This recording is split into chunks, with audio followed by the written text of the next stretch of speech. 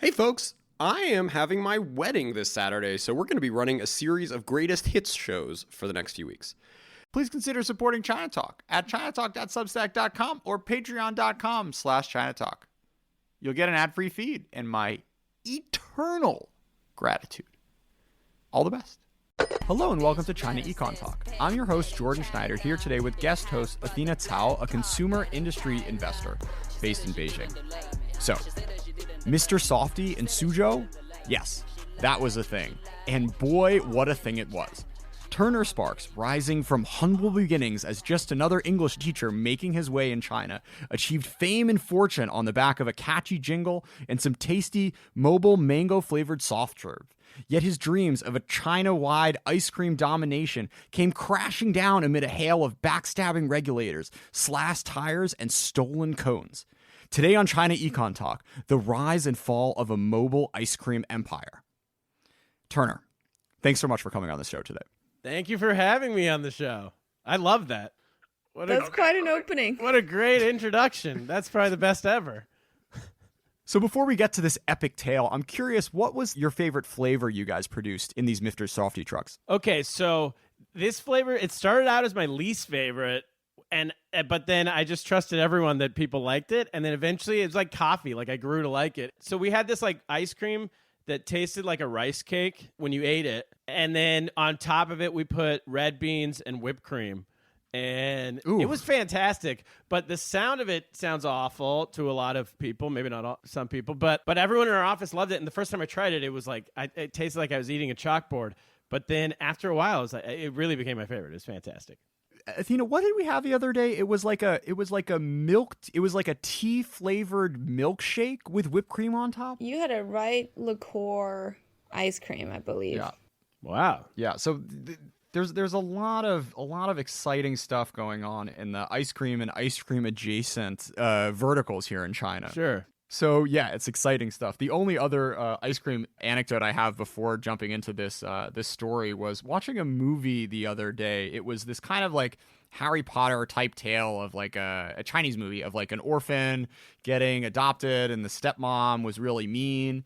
And there was this scene where they were like some guest was coming over to check on the orphan kid, and the evil stepmom gave both kids little cups of Haagen-Dazs. But as soon as the person left, the mom was like, there is no world in which I'm going to spend money to let you eat Haagen-Dazs. That is some expensive stuff, and only my like super mean son, not this lame orphan who has no business in my life, has any right to eat the Haagen-Dazs stuff. So a lot of interesting class consciousness going on when it comes to ice cream products and Chinese cinematic history. Well, I agree with her on, just to stop you, I agree with her in one sense. Haagen-Dazs is too expensive. They should have used Mr. Softee. Seriously. It's unbelievable how incredibly overpriced it is. I think there's like I'll take the mean mom side for a minute. So how much was Mr. Softee in Suzhou? Mr. Softee was cones, like a vanilla cone was 6 RMB. And then our most expensive product was a banana split, which was 25 RMB. And then all of our shakes and sundaes and like dipped cones and our blasts, which were like the blizzards, everything was right in like the 8 to like 15 range for the most part. So Turner, when did this stroke of brilliance of bringing Mr. Softee to China strike you? Well, thank you. It struck in, I think it was 2005. I was there. I'd moved to China in 2004, and then I was teaching English, as you said, and then I had, there was a, like they used, I don't know if they still do, but they would have on all the like the bushenjes in the cities, all the walking streets downtown, they would have these. McDonald's had these like windows. They would have the McDonald's, but then they would have a window next to it where they sold the ice cream, and they would have, and then Kentucky Fried Chicken. I mean, KFC had those, and basically all of those in Suzhou, at least, they had these huge long lines at all times of the year, all times of the day. People just waiting for the window to get the ice cream. And so there's two things that struck me about that. One is that there was 25 people at all times waiting to get ice cream. And then the second was that ice cream was so popular that they had to take it outside of the actual McDonald's restaurant because they didn't want people clogging the restaurant just to buy ice cream. And then the third was that was like the highest quality of ice cream available outside of Haagen-Dazs, which you mentioned, which was super expensive. It was 35, 40 RMB for an ice cream cone. And while McDonald's was 2, and I just thought there had to be some kind of a middle ground, and that Mr. Softee would be something. If people were this excited about just getting a McDonald's soft serve cone, Mr. Softee had a way bigger menu. We had way more to offer. Plus, it was on a truck that we could drive through the city, which would be really cool. So what was the next step once you had this stroke of genius? Well, the reason why I kind of connected it with the brand Mr. Softee specifically was my best friend from college is a guy named Alex Conway, and his family started Mr. Softee in the 1950s in Haddonfield, New Jersey, outside of Philadelphia. And it's still a family-owned business today. Like, his dad still owns it. I saw his dad a couple weeks ago. And it's within the family still. And they have I think at this point, 650, 700 trucks up and down the East Coast that they franchise. So I knew, once I had the idea, I just talked to Alex about it. But really, it was coincidence in the sense that I had this idea, but a lot of times you have ideas and you don't really do anything with them. You're just like, oh, that would be cool. Someone should do this, is like the thing that people always say, right? There's no Thai restaurant in this neighborhood. Someone should open a Thai restaurant, but you never think it's you. And then Alex contacted me right about that time through email saying, like, he was a business major in college. And so he had like the mind, and he was contacting me through email, and he's like, hey, we should do some kind of business in China. Like, I'm reading that China is going to be the next big thing. This is in like 2004, 2005. And I was like, I just saw all these people eating ice cream at McDonald's. Like, why don't we try a Mr. Softee truck? And he was like, all right, yeah, let's talk to my dad. And to us, it was as simple as that. Just let's talk to his dad, and his dad will give us a business. And that's not the way it happens.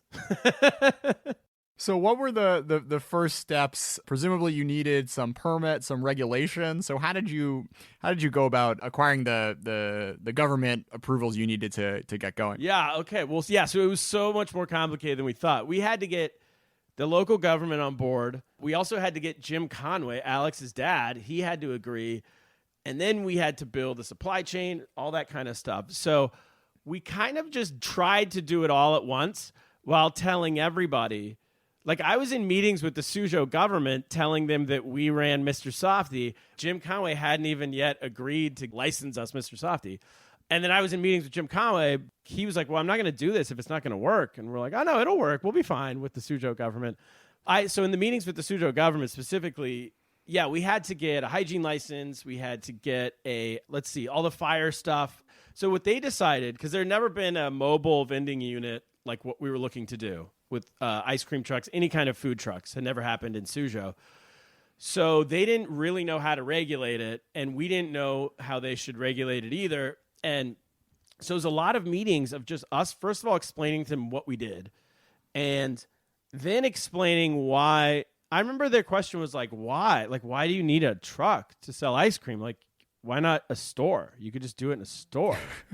And which is a very logical question. Like, if you've never seen an ice cream truck before, you would be like, why is that necessary? Like, there's no like falafel. Like, well, we need to build a castle here. Well, why do you need a castle? Well, like, so we can sell falafels, obviously, like, it doesn't make sense if you have no history of it.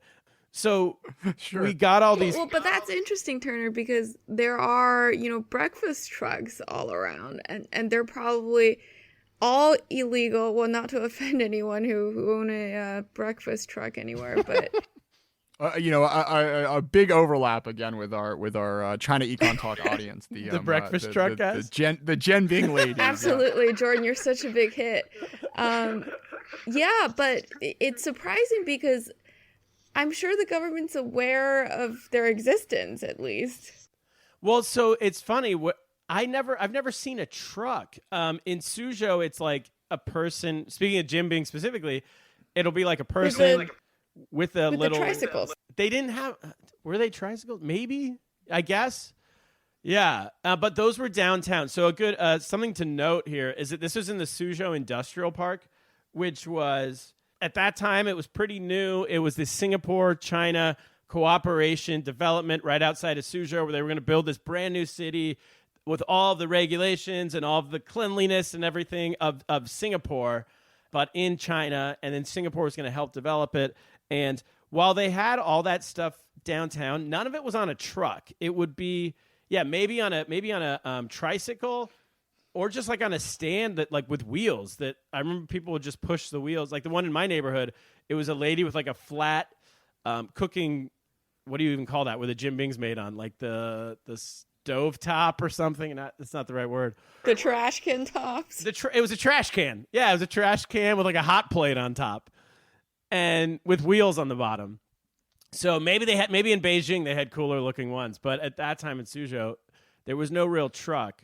So what they decided was, first of all, they're like, why do you need this? This is just like, they also were blown away that this sounded like the most dangerous business on earth. Like, you're going to sell ice cream to kids out of a moving, like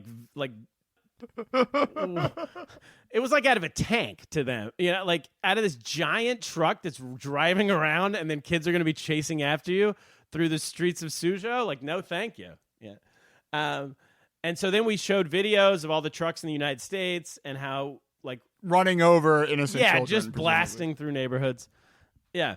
So anyway, they finally decided that the way to regulate us, like, was that we had to have a store, because to be able to tax us, you had to have a location and you had to have an office. As a foreign-owned company, we were a wholly foreign-owned enterprise. And I don't know if this is the same way with Chinese businesses. You guys would probably know better than I would if you've worked with them. But you had to have an accountant in your office, like nuts and bolts of it. You had to have an accountant, you had to have an HR person, and you had to have a fixed location. Like every business, every foreign-owned company in China, or in Suzhou at least, had to have that. So they decided we needed to have an office and we needed to have a store, and then these trucks could operate as delivery units from the store, even though we all knew what we were doing, but that was the way to get us to fit into the law. Sure. Once they decided that it was a cool idea and they wanted to do it, then they was just figuring out how to make it fit legally. And they worked with us really hard and like very creatively to try to figure out how to do it. And that became the way to do it, that we needed to have a store. But there was also stuff like, then we built a store, and then they decided, we have to have 2 stores. So then all of a sudden, like, we have these 2 ice cream stores, and our idea was to do trucks, but out of necessity, we had to have these stores. So that was kind of how it all came together on that end. So let's now come to the supply chain process. I imagine this was not a straightforward thing, particularly back in the mid 2000s, setting up all you need to make and serve ice cream. So what was that process like? So with that, we got pretty lucky, because I think probably a year earlier it would have been next to impossible. But we came along at the perfect time. There was this expo called Hotel X, EX, in Shanghai, which could still go on. And every year, someone had tipped us off to go to that. And we went to it, and it was like, I think like 80% or more of our supply chain came from that one expo. There was, it was called Hotels, but it was really for any retail food stuff in China, and almost like in the fast food style. And so at that expo, we met our ice cream cone supplier. Like, I remember there was this like guy from Guangzhou named Gary Ho, who became like a legend, but he was almost like a carnival barker. He was there, and he had these like giant bands of ice cream cone machines, like how to make them. And he was in this like Cantonese / English / Pudonghua. He was like yelling at everybody, trying to get them to try his ice cream cones. He was making these really cool, the waffle cones. And at that time, that really struck me, because before that, everyone, McDonald's, KFC, which I think they still do, but everybody was selling the wafer cones. And so we met him there. We met our all of our toppings. There was a company that just sold toppings that was selling there.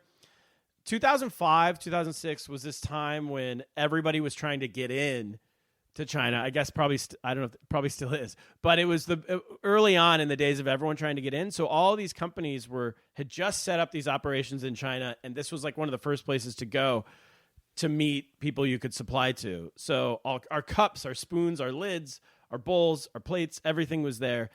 And then the luckiest we got was outside, independent of that expo, we met this American company that was starting to sell soft serve wholesale in China.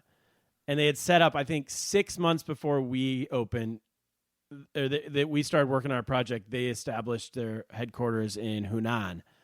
And these were all guys from Kansas who were taking the milk from their dairies in the U.S. and then putting it into powder form and then taking it to China, remixing it with all of the stuff you needed, and then selling it in liquid form to people like us. Yeah, let me just give some context here. So basically in China, franchising is a huge thing. Basically every industry you can think of that's to consumers, you can find lots of franchisers, and basically one of their biggest needs every year is to recruit franchisees. So for instance, in the restaurant business, or let's say the food retail business, there are 2 expos every year. One's in the spring and one's in the fall, that they'd have nationwide, basically franchisee recruitment during these expos. So the expos serve 2 purposes. One, to display the new products, the new candies, the new snacks, and the other is to recruit franchisees. And franchising is such a common way to expand your businesses that managing these franchisees also became a huge, I'd say, problem in China. And I think that will also cause a lot of supply chain problems for businesses. And I think that's like kind of foreshadowing what Mr. Softee will run into down the road. Yeah. So before we dive too deep into the downfall, let's stick with the rise here. I mean, come on, we haven't hit our climax yet. So let's talk a little bit about the initial rollout. So you have to hire your accountant, your HR person, drivers, presumably. So what was the staffing up process like? It really just started like how a business would start anywhere, which is you start asking friends, like hey, I'm looking for someone who can do this, someone who can do this, and our office staff was me and one other person for a very long time. And that, I guess 2 other people. We had an accountant and we had an HR person, exactly what we needed. And the accountant came from one of our partners, Jeffrey Tsai. There was 3 of us. Jeffrey was the guy who owned he owned a cell phone manufacturing company, which I can't remember if I talked about earlier or not. But he was a Chinese guy and he owned this factory and this company, and he had a few accountants, and one of them he thought would be good to help us. And so she came over from his company and started with us. So that was pretty easy and trustworthy. She's worked with him. And then the HR person, it just come from off of a recommendation. We had a friend who had worked in another company and he really liked this person. So I interviewed and she came to work for us. And then the drivers we got from, there was a fair, or not a fair, like a market, I guess you would say, in Suzhou all the time, where people who were looking for jobs could go, and then also companies looking for people could go, and you could rent a booth for a few hundred RMB for the day and just sit there, and 100 people, usually like lower level jobs, but 100, like people will come up and just kind of ask like, what are you? Can I apply for your job? And I think we picked a couple people based out of that. Sure. Because we started with 1 truck. It was only 1 truck and 1 store the first year. So we didn't need too big. We needed a few people to work in the store, and we needed 2 drivers for the truck to switch off hours. Sure. So the initial truck experience, how did the people of Suzhou respond? It was fantastic. Yeah, it kind of exploded right away. So I remember the first day we went to Jinji Lake, which is this kind of tourist area just in the middle of the Suzhou Industrial Park. And we'd had the permits and all that. The government gave us the permits for all these different spots around town. We couldn't sell anywhere, but we could sell at these specific spots. One of our spots was at Jinji Lake. There was this fireworks thing going off and this laser light show. We parked our truck there, and it for hours, I think 4 or 5 hours, it was just nonstop lines on both windows. Like we had to open both windows, which we weren't expecting, and then we had to it couldn't just be the driver in the truck. We realized right away we needed 2 people in the truck. We're in America, you just have 1, you have a driver. In China, we needed 2 because the business was there was so much business that you needed to be pumping everything out as much as you could. And then also on our first truck, we had an ice cream, a soft serve ice cream machine that we thought would be fine for the next trucks. And then from then on out, we had to go with a more expensive machine because it could pump out, it could go nonstop. Like we needed to up our game on everything, all of our production side. So from very early on, it was clear that there was a real product market fit, and expansion was definitely in the offing. Yeah, it was day one because it was like there was no ramp up time needed because people saw this truck. It looked really cool. They saw people eating ice cream, and like you didn't have to explain to the general public what you were doing.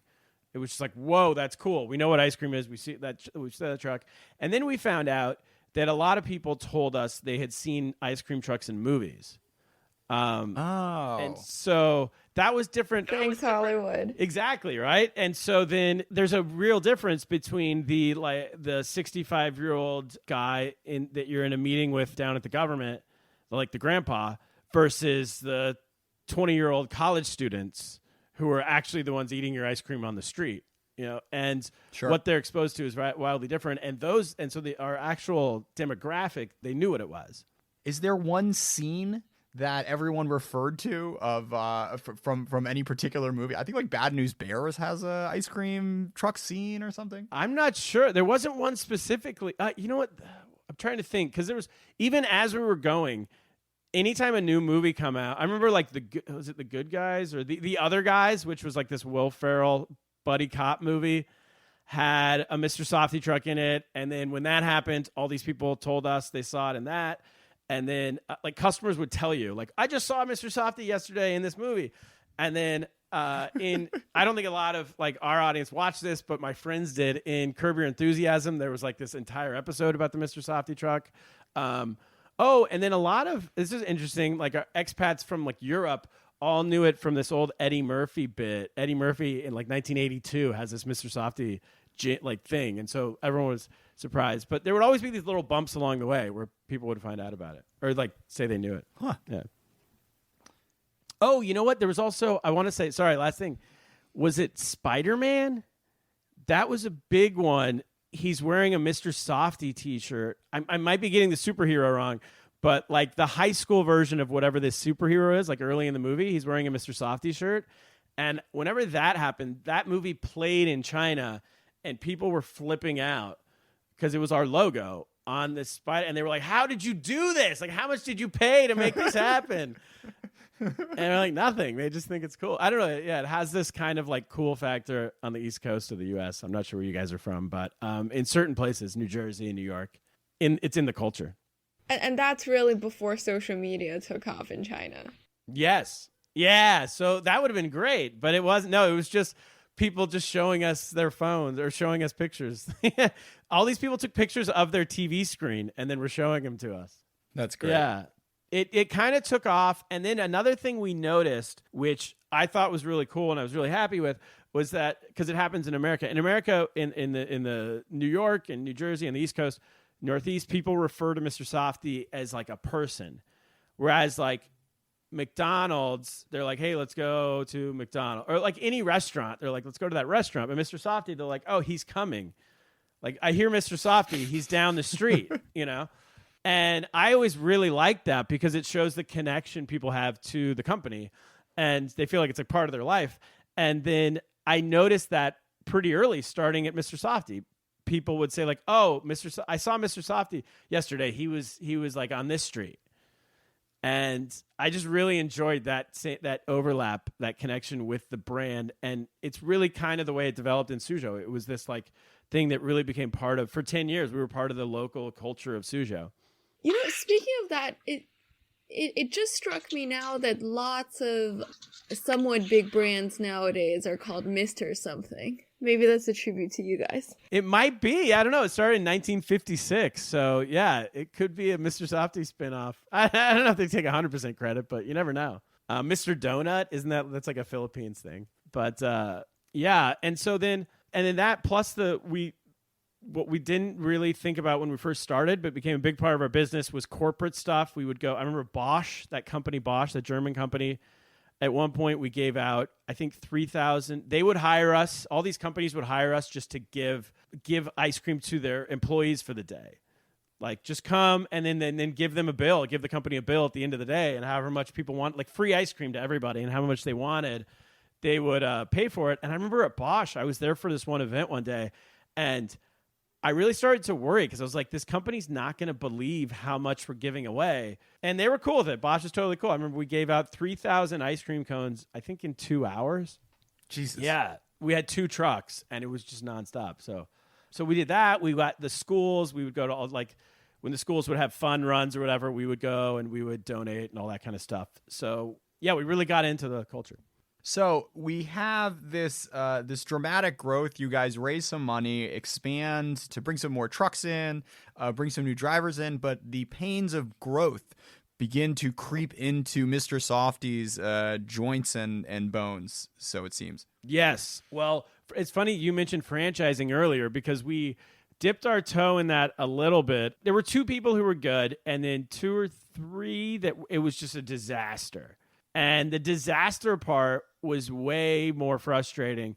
I ended up spending so much of my time just trying to make sure our franchisees weren't ripping us off. It was difficult. Can I ask you a question? Like, what's I know we're detouring here, but what have you seen that's successful, and how do they do it? What's like I know that's a long question, but if there's like any tricks that we never learned on franchising. Right. So people really go for franchising for 2 things. One, they want to expand faster, but they don't have enough people to really do it themselves. 2, they're going for the franchising fees. So it sounds like you guys were going for, the first, which is to really grow faster. And that's really hard if you're just managing people. It's easier today because WeChat has become such an infrastructure in China. And you also have apps like Alipay, which really allow you to naturally avoid people paying with cash, because cash is the hardest thing to track. Yeah. And now if you're paying, on your phone, either with Alipay or WeChat Pay, you go through a centralized system, and basically if all the money go back to the company first, and then you share whatever the proceeds or the profits with your franchisees, that's the easiest way to do it. But before we have all the new infrastructure now, the way to do it is really to manage the people, and you have to make sure you're recruiting people you can count on, and that's really hard. Yeah, well, we had the way we did it. Just if we can get into that for a minute, was we knew we couldn't regulate their sales, and so we decided to become the supplier for the product, and that worked with some people, but ultimately it didn't work overall because they were just finding out other places to get the product or get like different versions of our product. Could you talk a little bit about the ways you tried to control this and the fun and creative schemes that these franchisees found to get around your controls? Yeah, well, so franchisees and our employees might even be more interesting. They were a little more creative. I guess if that's the word. Let's see. So the first thing we noticed, because you control your margins, the best way to regulate the business is to control your profit margin. So if it's like, say, for example, this wasn't our numbers. Let's use different numbers. Say 50% is what you want to make, or 55% is what you want to make on each sale. So 55%, if a thing costs $1, then 55 cents should be profit and 45 goes to cost. And then you regulate that number, and if that number dips, instead of you getting 55 cents, you're getting 50 cents, then there's some waste going on somewhere. Like if it dips a little bit more, or even at that number, you start to investigate where this waste might be coming from. And so that happened with us, and we found that the waste was coming from stealing. And, well, stealing's, I don't know if is the word. Well, I guess so. What we always did from day one was we regulated leakage. Sure. So what we regulated from day one was that number, that profit margin, and then every morning we would count all of the inventory going out. We had a manager who would count all of the. So say you have 100 ice cream cones on your truck in the morning, and then during the day you sell 60 ice cream cones. When you get back at night, you should have 40. So we had someone who counted the number at the morning and someone who counted the number at night, and then as long as that checked out, everyone goes home, you're fine. And so what we had gotten, I think, tipped off by someone that people were buying their own cones, and these drivers, and then so that they could come back with the right number, they would sell a bunch of their own cones during the day, and so then they would still come back with the right number. Do you follow what I'm saying? Sure. Okay. And so what we started to do was I was like, okay, well, I'm going to go out in the middle of the day. So we'll count the cones in the morning, 100, and then I'll go out in the middle of the day and see how many cones are on the truck. So I'd pop up at 1 in the afternoon, and instead of 100 cones on the truck, there'd be like 130 cones on the truck. And so that's an issue because the number should be less. It shouldn't be more. And so then we put GPS on the trucks, and we found that they had a couple of the guys had this where we tracked their movement, and instead of going straight to their spot, they were going to this weird location when they would leave our office, and then they would go to their spot. And where they were going was to this warehouse to pick up all this extra product they had. And so, and initially it was just cones because they bought their own cones, but then they sold our ice cream, our toppings, all of our stuff in the cone, and then they would keep the money. So then when we cut out the cones, once we figured that out, we fired a bunch of people, and then we solved the cone issue. Then they started buying their own ice cream mix. And again, this is a big problem because it wasn't necessarily, I think it was the same brand that we were buying, but they had found it from some third party somehow. But, so they were buying somehow from some third party. And then it was the same brand. I'm just remembering. So it was the same brand. And so then they had learned not to have more on the truck than they had started with. So they would they would sell a bunch in the morning, and then someone would bring, and they knew they couldn't go back to their warehouse, so they would have someone bring them. Jesus. To have someone bring them ice cream mix. And so then it would always be less, and they wouldn't go to that warehouse. So we worked with our ice cream mix supplier, where our ice cream mix supplier, they put a little stamp, like a little note on all of our ice cream mix boxes that they sent to us, but not that they sent to anyone else, or not that they sold online or that they sold anywhere. And so then we could tell if it was from our supplier or not from our supplier. And we never told our employees that, and I don't think they ever knew, because then we caught a bunch of people that way. Do you have a sense of what percentage of their salary they were able to supplement by doing these sorts of schemes? It was a lot. Yeah, because I know at one point our profit margin, when we first started the first wave, when we first caught the guys with the cones, on a few of these trucks where they were doing that, our margins went up by 10%. So that means that they were making 10% of sales. So if a truck on a weekend, a truck could sell 10,000 RMB. I mean, man, I'm trying to remember correctly, but yeah, like a normal weekend, a truck could do 10,000 RMB in a day. Am I off on that? Man, I don't know if I'm off on that because it's been a while since I've done the business. But if, for example, they could say average 10,000 RMB, so then that driver would make 1,000 that they would put into their pocket that day. And what was their salary? Salaries, I think, were like 5,000 a month. Sure. Something like that. For a full-time job? Full-time job, yeah. And a lot of these guys were previously long-distance truck drivers, and so we were paying them a little more than what they would make doing that job, and they wouldn't have to be on the road all the time. They could stay at home, and that seemed to be pretty attractive. And then also, I think being able to make 1,000 RMB when the boss didn't know was also probably pretty attractive.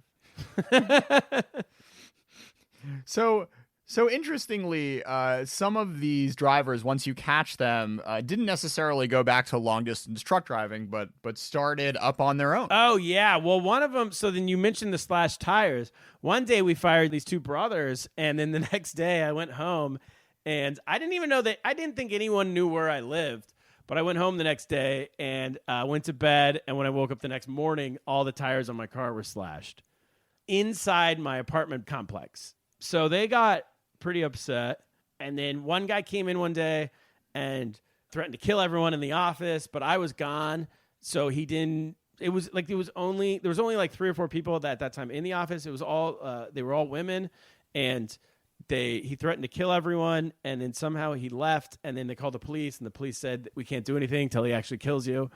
So it was wild. It was nuts.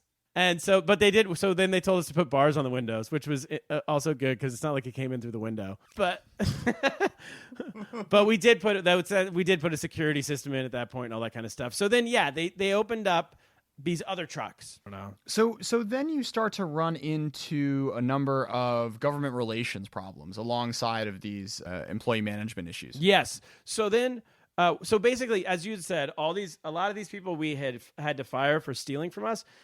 They would pop up a couple weeks later with a truck.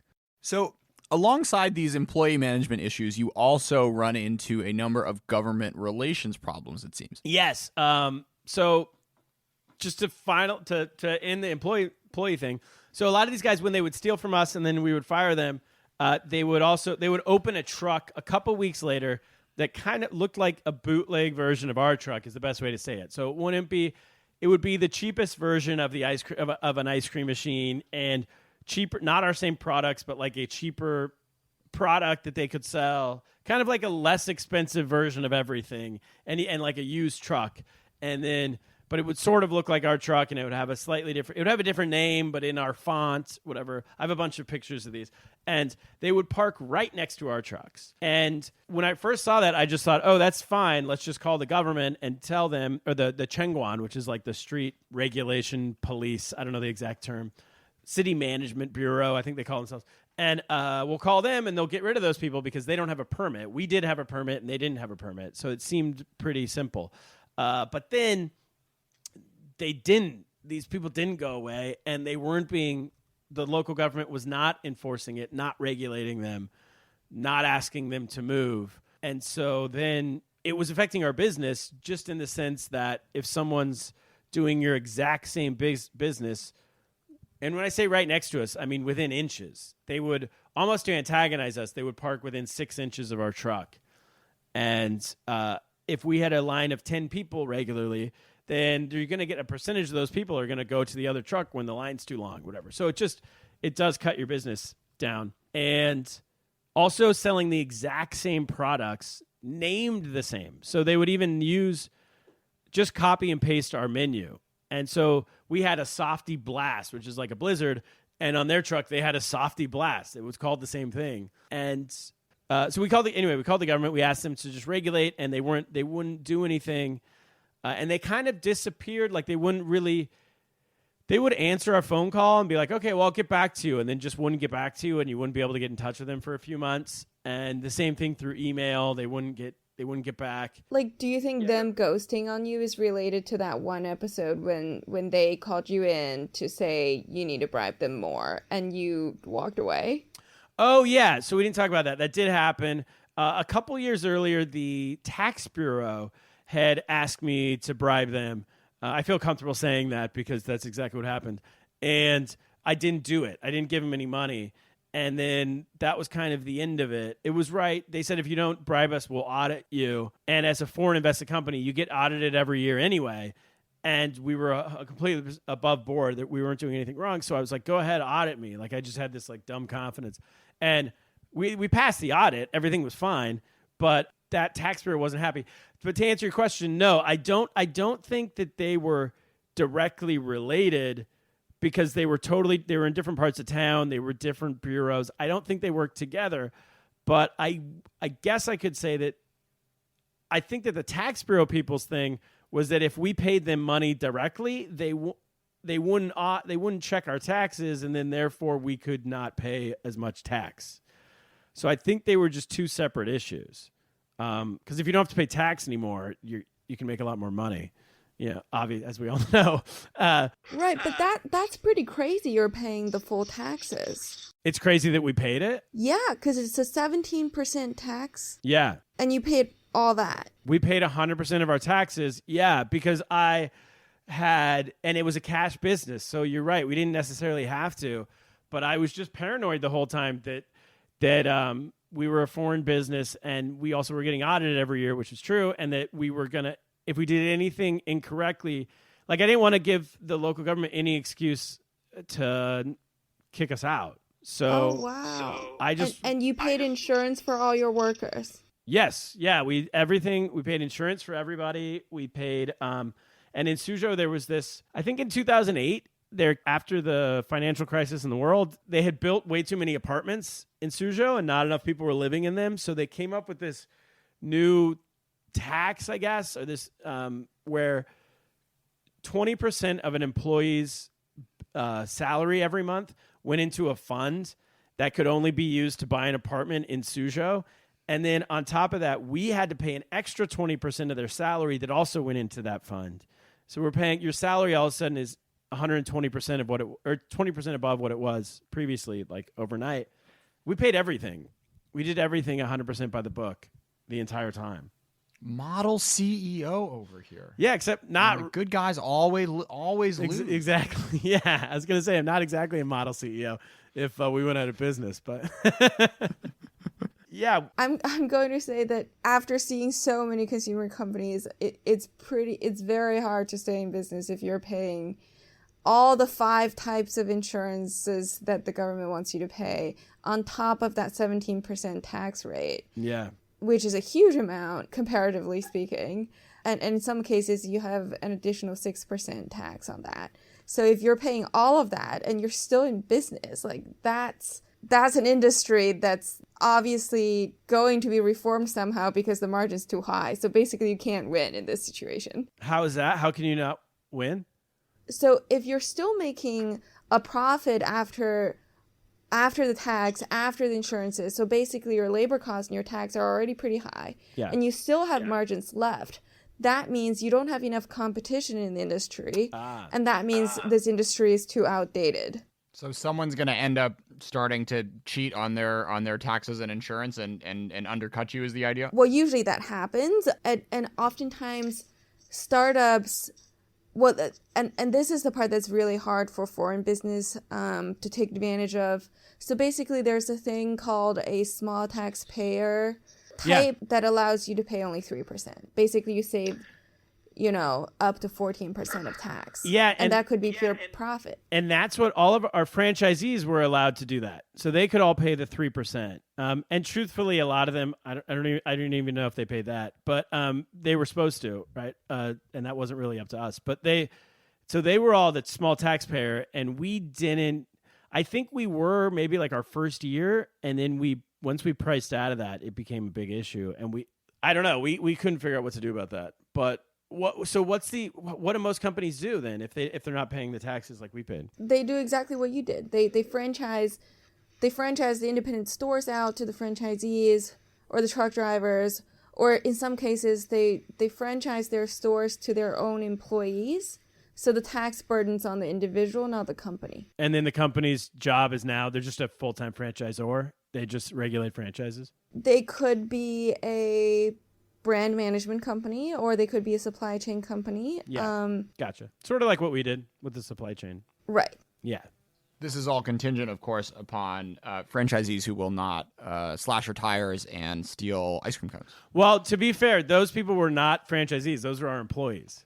Oh. So anyway, then these guys also weren't getting regulated locally by the local government. And then they didn't have all the licenses. They didn't have hygiene licenses. We figured out they didn't have a hygiene license. They didn't have, obviously, this mobile vending license that we had been given. They didn't have, but they weren't being regulated, which was pretty frustrating.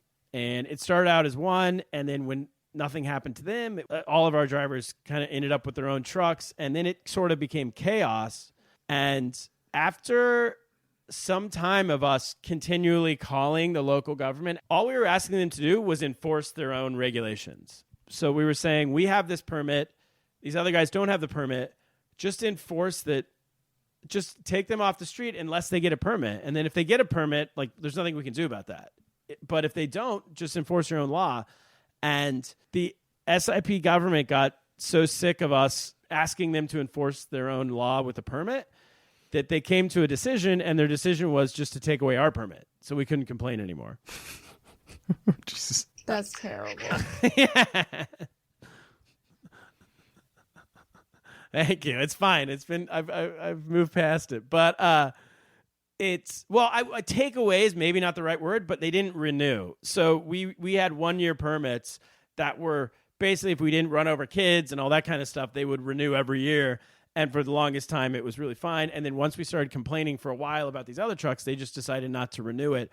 But the worst part with that was they didn't tell us they weren't going to renew it. They just said, you don't have a permit for now, but hold on, because this year we have a new system that's going to incorporate all these other trucks. And that was just a lie. They never had a new system. There was never a plan. They kind of just didn't want to tell us to go away. They didn't want to face us directly. And so instead, they just thought we would take the hint. And that took a couple years because I was waiting on this new system that they were never going to do. And then finally, once we figured that out, we closed up shop and left. But also, it wasn't even that cut and dry because we were allowed to operate. They said, okay, you guys aren't going to have permits for now because we're coming up with a new system, but also still park in all your same spots. And the police aren't going to be coming around giving you fines like parking tickets or anything. We're still going to let you operate as normal, but we're letting all these other trucks operate as normal as well. And now you can't complain because you're all on the same playing field because none of you have permits. So that took a lot of our power away. And then after about a year of that, or maybe more, and waiting on these permits, then we started getting fined by the police. And the police started giving us parking tickets for being in our spots. And when we would take it to the government, sometimes they would be like, oh, okay, cool. We'll get rid of that. And then it would go away. But more and more that wasn't happening. They just wouldn't answer, or they would say, oh, yeah, we don't know. We'll check on it. And they wouldn't check on anything. And then it was like, all right, well, now we're just getting, like, we're not a business anymore. This is just something illegal that, like, we're getting fined every day. So that's when we decided to close.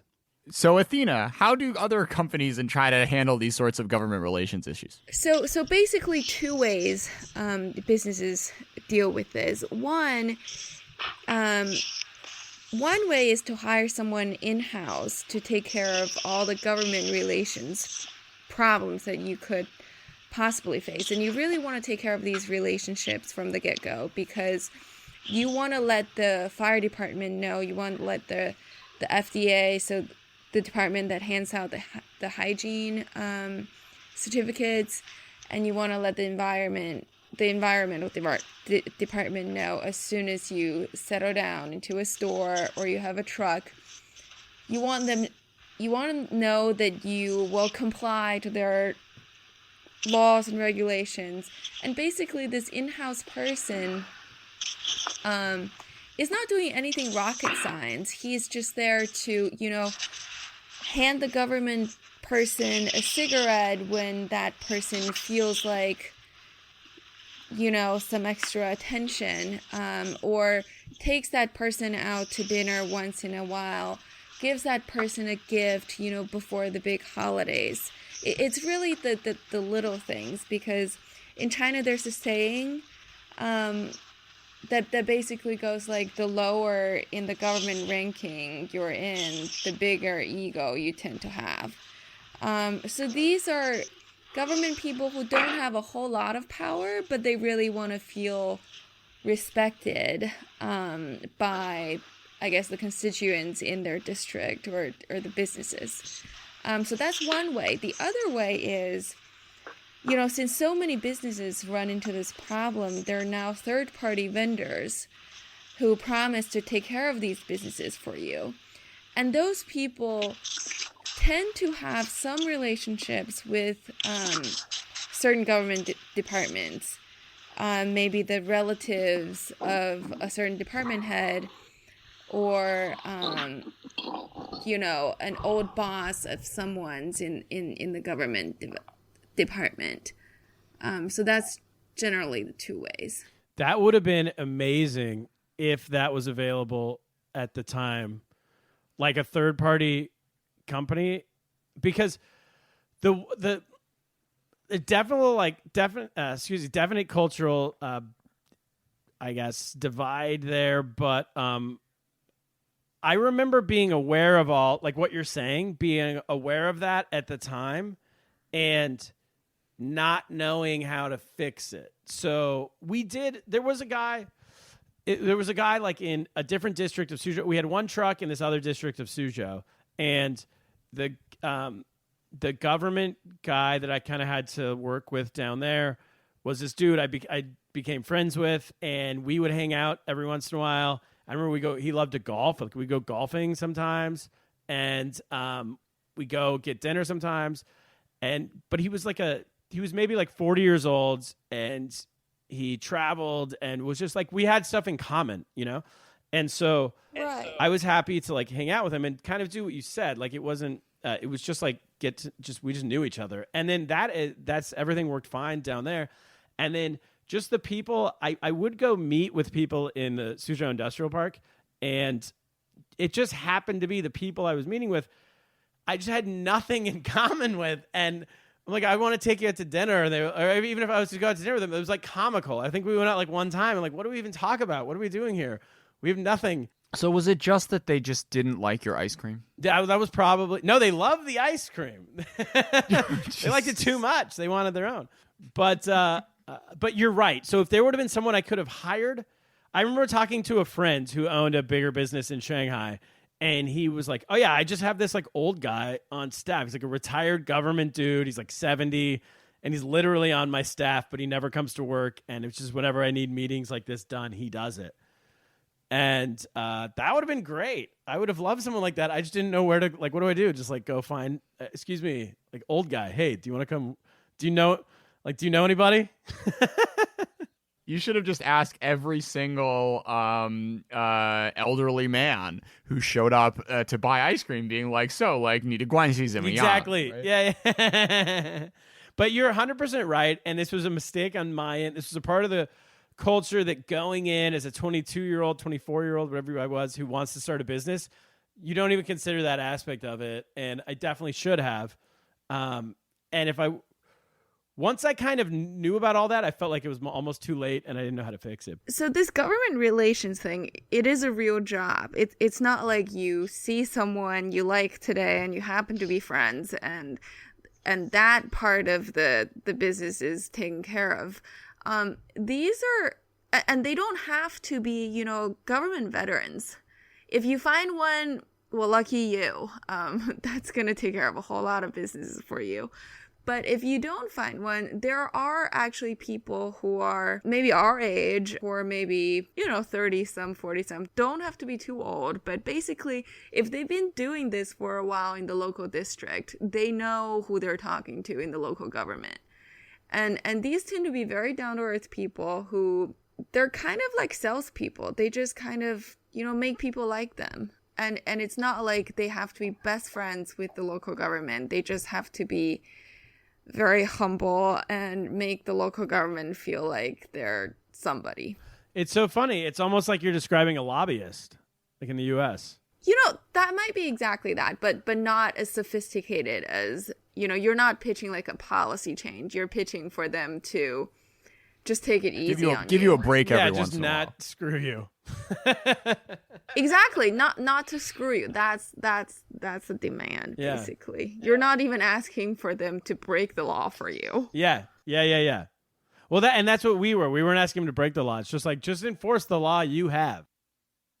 So now, Turner, you are a comedian touring across America. I'm curious, you know, has the rise and fall of the ice cream empire given you a broader perspective on life? Did it bring out your tragic comic side?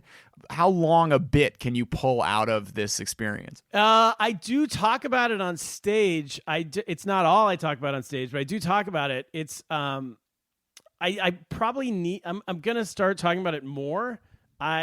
It's almost like you need a little bit of distance to talk about it, but I have about 10 minutes of. So I when I headline, I do like an hour, and I would say 10 minutes or so is on the Mr. Softee stuff, and there might be more in the future. But then I also talk about transitioning back to the U.S., being someone that's gone from your own country for 12 years, and then all of a sudden you're back, and like everything's different. That's a big part of my life now. And also when I came back at this crazy time right before the 2016 election. America's insane right now. So that relates. There's a fine line of what people are interested in that doesn't relate to them at all. And that seems to be right now about 10 minutes of stuff. And then people want to at least feel like they're part people want to hear about you in a comedy setting, but also they kind of want to hear about them a little bit. And I did notice when I first came back, because I'd been doing comedy for 6 years in China. That's the other half of my story is I started a comedy scene and opened this comedy club with a friend. And so I had a comedic background for a long time. I was touring all over Asia as a stand-up. And then when I came back, you find that people want to hear about that for a little while. And then they're like, okay, but that can't be like tell us, also relate to us on some level, you know? So, so I kind of mix it. I mix it in would be the best way to put it. So we can't just let this topic pop by without a one or two follow-up questions. So starting up a stand-up comedy scene in Suzhou. So what was the market like? How did you kind of educate people? Had anyone seen hour-long specials before, or was there like enough of a xiangshuo overlap that people sort of got what you were doing? How did you kind of kickstart it there? Well, the fun thing about starting that was that there was no strategy, it wasn't a business, it wasn't anything. It was just my friends and I wanted to try stand-up comedy, and another friend opened a bar, and so we're like, let's put on a night and see what happens. And all of our friends came down, and it was to answer your question, it was mostly expats who had some familiarity, and also Chinese people who had lived, I don't know, somehow seen stand-up comedy and spoke English because it was in English. And this was like 2009 and the end of 2009. But at no point was it ever a business. There was no like big strategy behind it or meetings or anything like that. It was literally just people getting together and having fun. And it slowly, gradually, very gradually over the course of a number of years turned into something that became the Kung Fu Comedy Club in Shanghai and a tour that I ended up running and performing on that lasted for years. 2012 to like 2000. I mean, it just stopped a few months ago, where we would go around to different cities around China with headliners from the United States or the United Kingdom or whatever. And we would open for them and they would headline. And we would do we set up all these kind of shows in, Chengdu, Beijing, Suzhou, Shanghai, Wuxi, Nanjing, Hangzhou, Ningbo. That might be it. But we were all over the place. And so it was always more of a hobby than anything else. And it really didn't become, even when I was touring around Asia, I would go tour and do all these different countries, and I'd be gone for like 4 or 5 days, or less even, because then I would come back and I was Mr. Softee. I was running Mr. Softee. So it didn't become like a full-time, what I do full-time, it kind of until it had to be out of necessity. And that was when January of 2016, we officially closed Mr. Softee. And then I was like, all right, well, this is what I do for a living now, so I better figure out how to make a living out of it. And that's actually is why I moved to New York later in 2016. And then I've just been doing stand-up every night in New York City since then, and then going on the road and making my money that way, making a living as a stand-up comedian on the road and with my podcast and all that kind of stuff. So it was fun in the sense that there was never a meeting about strategy or anything. It was just so different from what I was doing as my day job, my main job, Mr. Softee. Sure. It's interesting watching the scene and the kind of familiarity with it really develop over the past few years. I mean, like Aichi and Yoku now have giant reality shows like China's new favorite stand-up comic. It's crazy. And whatnot. So definitely not something that was around, circa 2009. No, for sure. What's crazy? Yeah, we were the first. So when we started that show, that was the first show, first stand-up show in China. I mean, maybe there had been something a long time ago that we didn't know about, but at that time there was no other stand-up in China. And then Beijing came, Shanghai came about a year and a half after us, and then Beijing came shortly after them, and then down in Shenzhen, and then it just kind of Chinese and English, it just kind of exploded. And it's nuts because there was people, it moves so fast in China, as we all know. Like, there would be people that I would see at these Chinese language open mics at our comedy club in Shanghai. I saw them like 2 or 3 years ago. And then my wife and I went back for Chinese New Year. and just this past year, and they were on, like, we turn on TV and they're on this like major TV show doing a roast of somebody. And I was like, holy crap, like that's the kid who started open mic 2 years ago. Like 2 years. It's crazy how quick it goes. And they're all famous now. It's really cool. Well, good for them. You just gotta ride the right wave. Totally. Right? Yeah, it's awesome. And they got in before anyone else did, and they had this creative gene in them to try out this new crazy form of art, I guess. So it's very cool. Turner, thanks so much for coming on China Econ Talk. Thank you for having me. This was a blast. Great to meet both of you. Really interesting conversation.